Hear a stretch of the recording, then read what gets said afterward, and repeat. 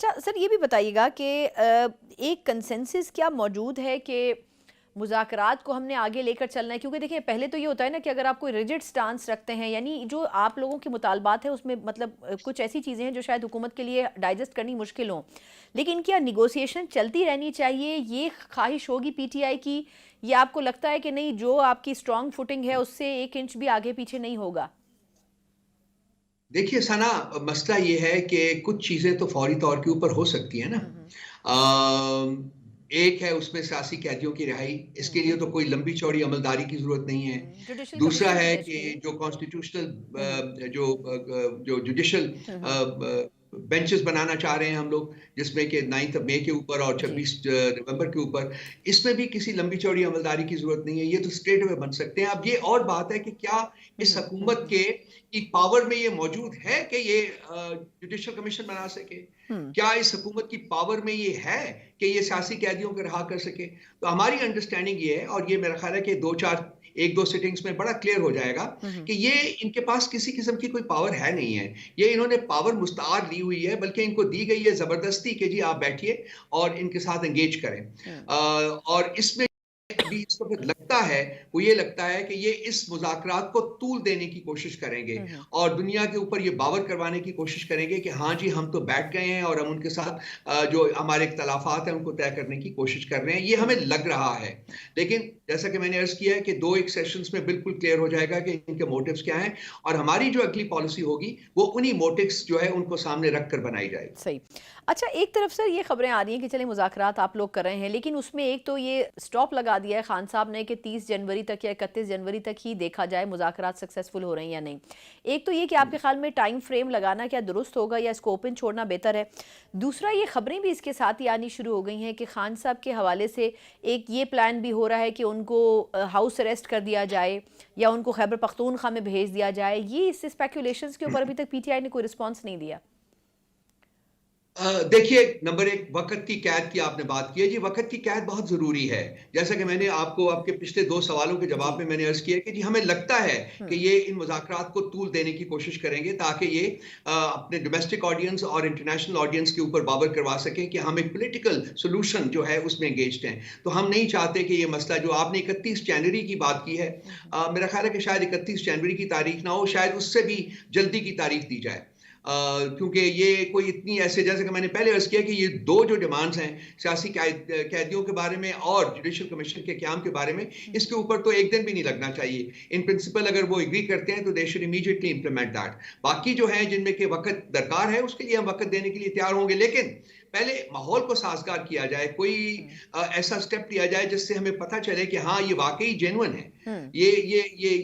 ये बहुत जरूरी है, बहुत इंपॉर्टेंट है। हम्म। आपका सवाल का दूसरा हिस्सा कि जी खान साहब जो है उनको या केपी मुंतकिल किया जाएगा या फिर बनीगाला में मुंतकिल किया जाएगा। देखिए, मैं अपनी अंडरस्टैंडिंग की बेसिस के ऊपर बड़ा वसूख के साथ ये कह सकता हूं कि खान साहब कोई इस किस्म का अरेंजमेंट जो है वो कबूल नहीं करेंगे।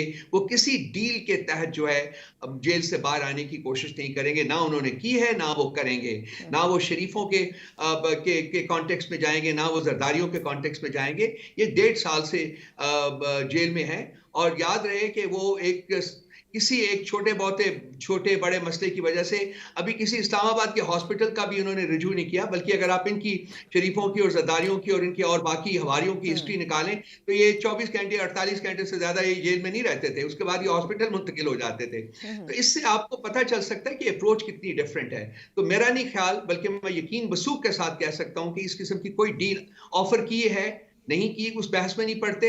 अगर की भी गई तो भी उसको खान साहब जो है वो कबूल नहीं हम्म। करेंगे। सही। उन्होंने बारहा कहा है कि जी मैं हम्म। चाहता हूं कि जुडिशरी जो है हम्म। वो मुझे मैं वहां से आई मीन आजाद होकर बाहर निकलूं, मेरे ऊपर जो हम्म। इल्जामात है वो झूठ का पलंदा है और वो झूठ साबित हो, उसी वक्त ही मैं जेल से बाहर आने के ऊपर एग्री करूंगा। बिल्कुल सही। अच्छा, मुझे सिर्फ आखिर में बस ये फरमा दीजिएगा कि पिछले साल, यानी कि जो साल अब ख़त्म हो चुका है, उसमें पाकिस्तान तहरीक इंसाफ के साथ बहुत कुछ होता रहा, केसेस भी बने, लोगों को भी उठाया गया, पार्लियामेंट तक से लोगों को ले जाया गया, फिर उसमें 26 नवंबर भी आ गया, इससे पहले के भी 1-2 एहतजाज जो कि गंडापुर साहब ने लीड किए वो भी आए।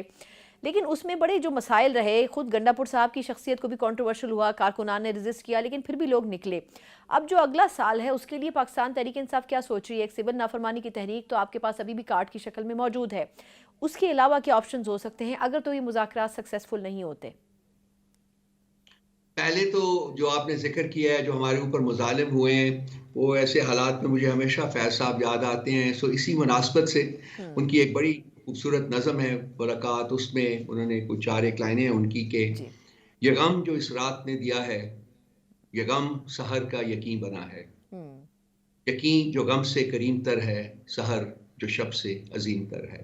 तो हम्म। हमारा पूरा यकीन है कि ये जो ज़ुल्म की रात है ये कटेगी और आज़ादी का सूरज जो है वो इंशाअल्लाह ताला बहुत जल्द तुलू होगा। ये हमारी कन्विक्शन है, ये सारा कुछ है। बाकी अब दूसरा हिस्सा जो आपके सवाल का है कि जी हमारे पास क्या ऑप्शंस हैं। हमने पार्लियामेंट के अंदर रह के कोशिश की, हमने कानूनी महाज के ऊपर कोशिश की, ये दोनों हम्म। कोशिशें जारी हैं और वो हमें जो आइन हमें हकूक देता है उसकी बेसिस के ऊपर हमने पुरअमन तरीके से एहतजाज करने की कोशिश की और हम्म। उसके जवाब में जो रियासत का एक मांग की जाए उन्होंने का रूप धारा, वो भी सारी दुनिया ने देखा है, हमने देखा, आपने देखा, सबने देखा।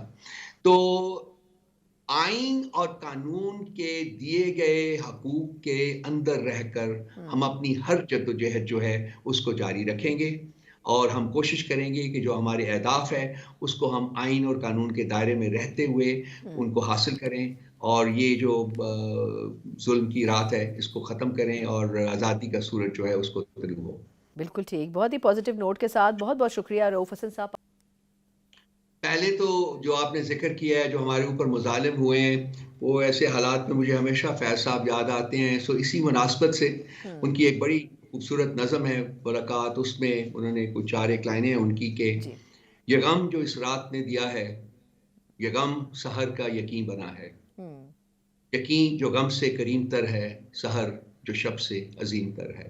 तो हम्म। हमारा पूरा यकीन है कि ये जो ज़ुल्म की रात है ये कटेगी और आज़ादी का सूरज जो है वो इंशाअल्लाह ताला बहुत जल्द तुलू होगा। ये हमारी कन्विक्शन है, ये सारा कुछ है। बाकी अब दूसरा हिस्सा जो आपके सवाल का है कि जी हमारे पास क्या ऑप्शंस हैं।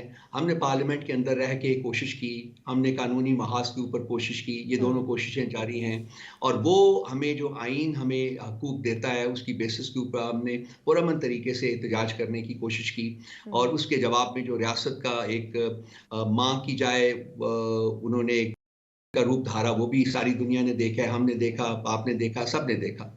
तो आइन और कानून के दिए गए हकूक के अंदर रहकर हम हम्म। अपनी हर जद्दोजहद जो है उसको जारी रखेंगे और हम कोशिश करेंगे कि जो हमारे अहदाफ है उसको हम आइन और कानून के दायरे में रहते हुए हम्म। उनको हासिल करें और ये जो जुल्म की रात है इसको ख़त्म करें और आज़ादी का सूरज जो है उसको तुलू हो। बिल्कुल ठीक, बहुत ही पॉजिटिव नोट के साथ बहुत बहुत शुक्रिया रऊफ हसन साहब।